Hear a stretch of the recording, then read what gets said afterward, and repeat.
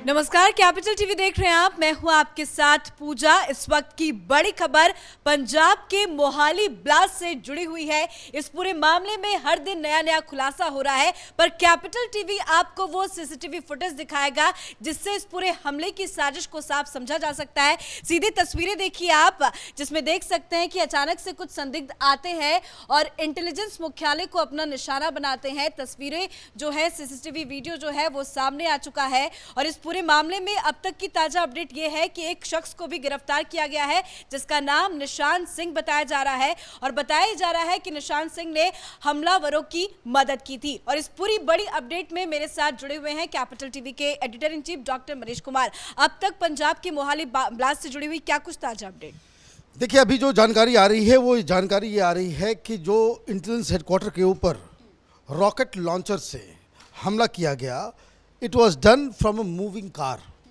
कि जो हमलावर थे एक कार में सवार थे और वो बाकायदा चलती हुई गाड़ी से ही उन्होंने रॉकेट लॉन्चर का इस्तेमाल किया। 1 किलोमीटर दूर वो रॉकेट लॉन्चर भी बरामद हुआ। पुलिस कुछ नहीं कर पा रही है। ये जो रॉकेट लॉन्चर जिसका इस्तेमाल किया गया वो एक रैग पिकर, एक महिला ने बताया कि भाई यहाँ पे कुछ पड़ा हुआ है। पुलिस को कुछ अंदाज़ा नहीं था कि भाई कहाँ क्या कुछ हो रहा है। मोहाली में ये सारी चीज़ें हो रही है और लगातार पंजाब के अंदर जब से ये अरविंद केजरीवाल की आम आदमी पार्टी की सरकार आई है तो कुछ लोग जो ये कहते थे कि खालिस्तानी अंदर अंदर कुछ कर रहे हैं, कुछ छुपे हुए हैं, ये तस्वीरें बता रही है कि ये कोई छुपे हुए अब नहीं हैं। इनकी हिम्मत इतनी ज़्यादा बुलंद हो गई है कि ये दिन दहाड़े ये काम कर रहे हैं। 4-5 बड़ी बड़ी घटनाएं हो चुकी। हिमाचल में भी जाकर के खालिस्तानियों ने झंडा फहरा दिया वहाँ पे असेंबली के बाहर। मोहाली के अंदर ये घटना घटी, एक और अफवाह फैली कि एक और धमाका हुआ है। इससे पहले भी और भी पंजाब में 2-3 घटनाएं हो चुकी।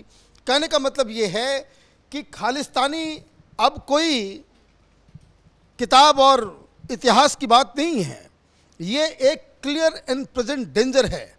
और जो सूत्रों से जानकारी मिल रही है कि ये कौन है, क्यों हो रहा है, तो ये जानकारी जो खुफिया एजेंसियां दे रही हैं कि पाकिस्तान ने जब उनको लगा कि अब कश्मीर इनके हाथ से चला गया है, तो जो कैपिटल टीवी के दर्शक हैं, बार बार मैं इस बात को कहता हूं कि आईएसआई के हेडक्वार्टर में एक अलग डिपार्टमेंट है जिसको कहा जाता है K2 डेस्क।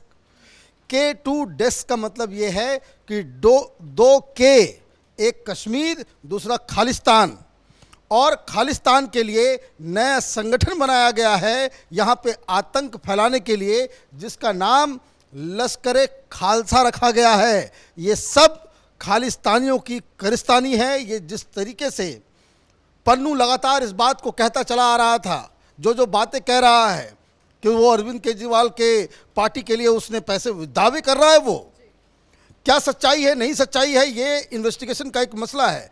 लेकिन आश्चर्य इस बात का है कि ये इतनी सारी घटनाएं घट रही हैं, अरविंद केजरीवाल और भगवंत मान जो चीफ मिनिस्टर हैं अभी तक खालिस्तानियों के खिलाफ एक बयान तक वो नहीं दे पाए हैं। इतनी हिम्मत नहीं जुटा पा रहे हैं कि वो ये कहें कि भाई खालिस्तानियों के खिलाफ कार्रवाई की जाएगी। जो कोई भी इस तरह के टेररिज्म के साथ होगा, जो खालिस्तानी बैंड ऑर्गेनाइजेशन के लिए काम करेगा, उसको कड़ी से कड़ी सजा दी जाएगी।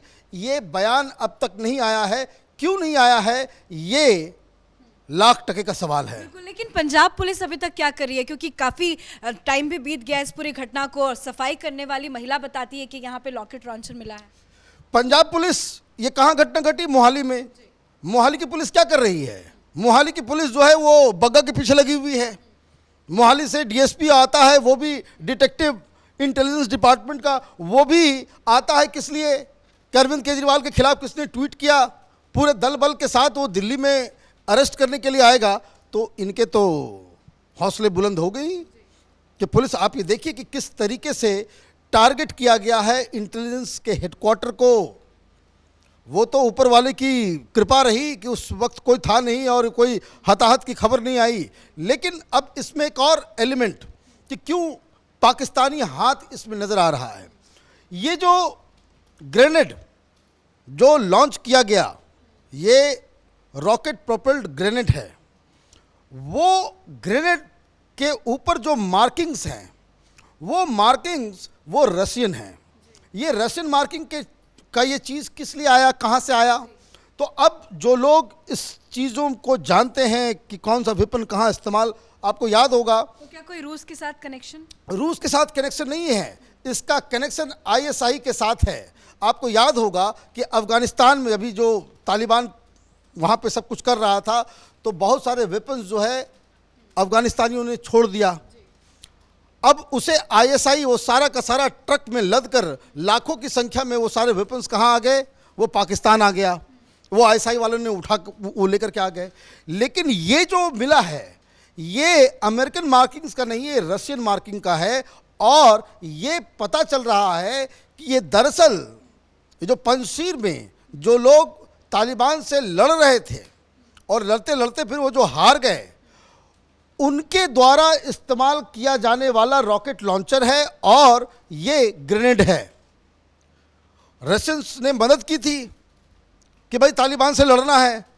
तो आपको याद होगा कि ये जो अब्दुल्ला पंजशीर घाटी में जाकर के छिपे थे, फिर बाद में वो उनकी हार हो गई, उनके सारे चीज़ों को तालिबानियों ने जब्त कर लिया। और तो और इसमें यह भी खबर आई थी कि पंजशीर में लड़ने के लिए तालिबान के बजाय आईएसआई अपने लोगों को भेज रहा है। तो वहाँ जो बरामदगी हुई है, यही खुफिया एजेंसी के लोग बता रहे हैं कि वहाँ जो बरामदगी हुई, जो वेपन्स वहाँ से इन लोगों ने उठाया, वो खालिस्तान भेजा जा रहा है।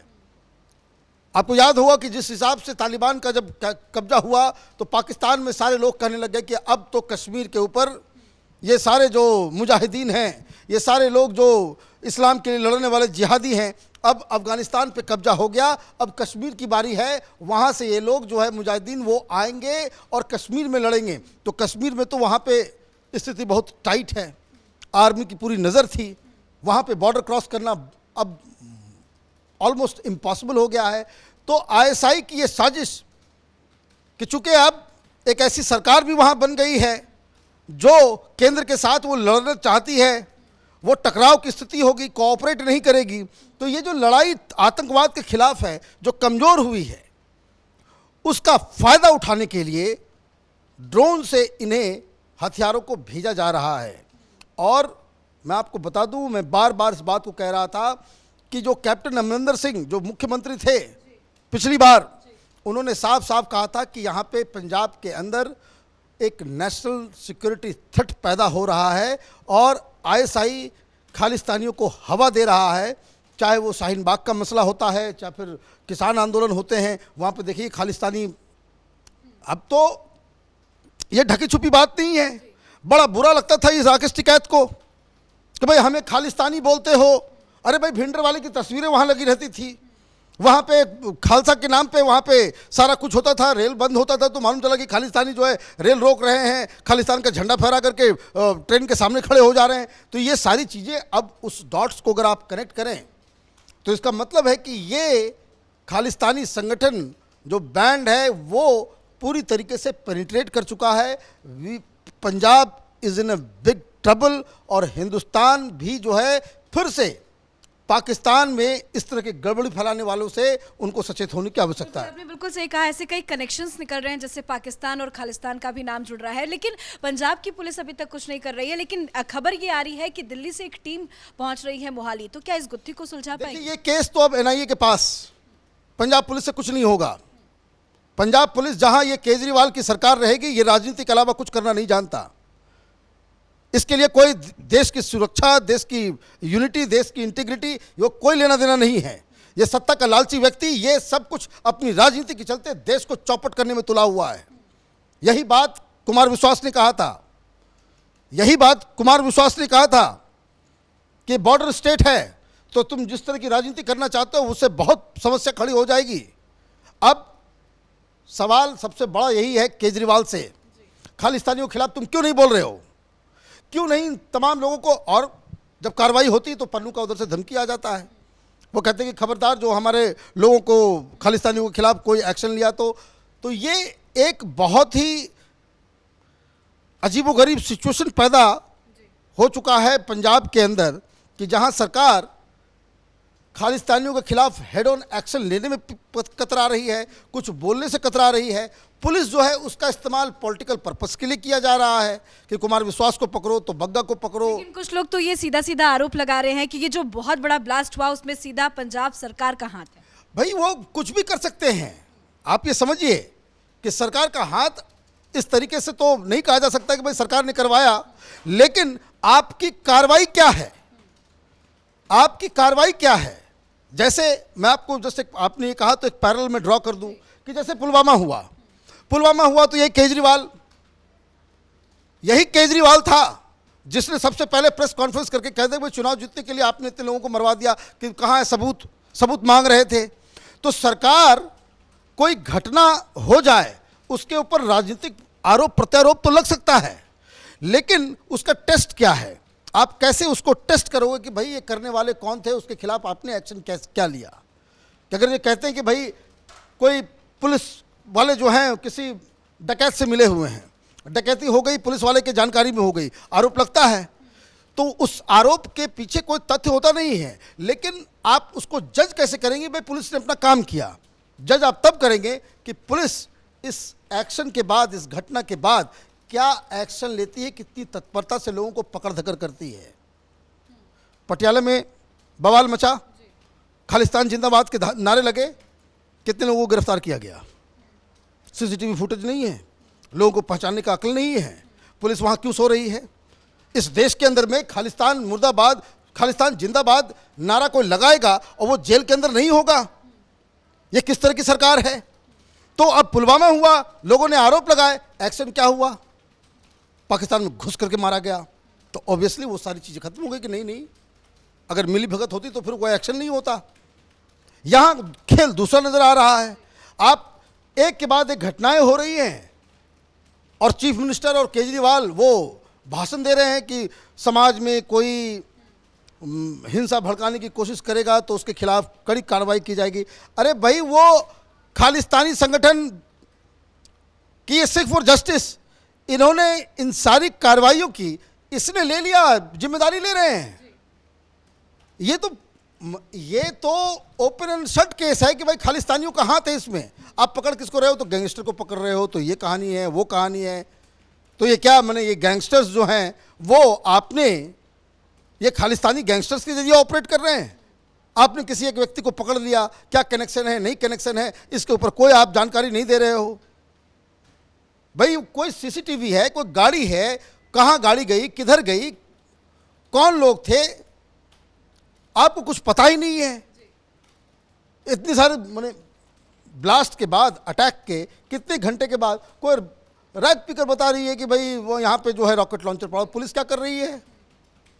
तो बहुत ही सीरियस सिचुएशन है और पंजाब में अब ये कहा जा सकता है, माना भी जा सकता है, क्योंकि एक्शन एक के बाद एक, हर 2 दिन के बाद कुछ न कुछ घटनाएं घट रही हैं कि खालिस्तानी संगठन फिर से पंजाब के अंदर हिंसा भड़काने में वो जुट गए हैं। और ये एक बहुत ही खतरनाक मोड़ पे हम आ चुके हैं और इसके पीछे गंदी राजनीति राजनीतिक दलों की है, इसमें कोई डाउट नहीं है। शुक्रिया अपडेट देने के लिए। और ये पहली बार नहीं है, इसके पहले भी ऐसी कई घटनाएं पंजाब में सामने आ चुकी है, लेकिन अभी तक कोई बड़ा एक्शन होता हुआ नहीं नजर आ रहा है। इस पूरे मामले में अभी तक तो फिलहाल 14 से 15 संदिग्ध की गिरफ्तारी भी हो चुकी है। एक अहम आरोपी भी निशान सिंह बताया जा रहा है जिसकी गिरफ्तारी हुई है, जिसपे ये आरोप लग रहे हैं कि उसने हमलावरों की मदद की थी। पर देखना होगा कि इस पूरे मामले में अब क्या कुछ एक्शन लिया जाता है। कैमरा पर्सन भोला के साथ मैं पूजा, कैपिटल टीवी।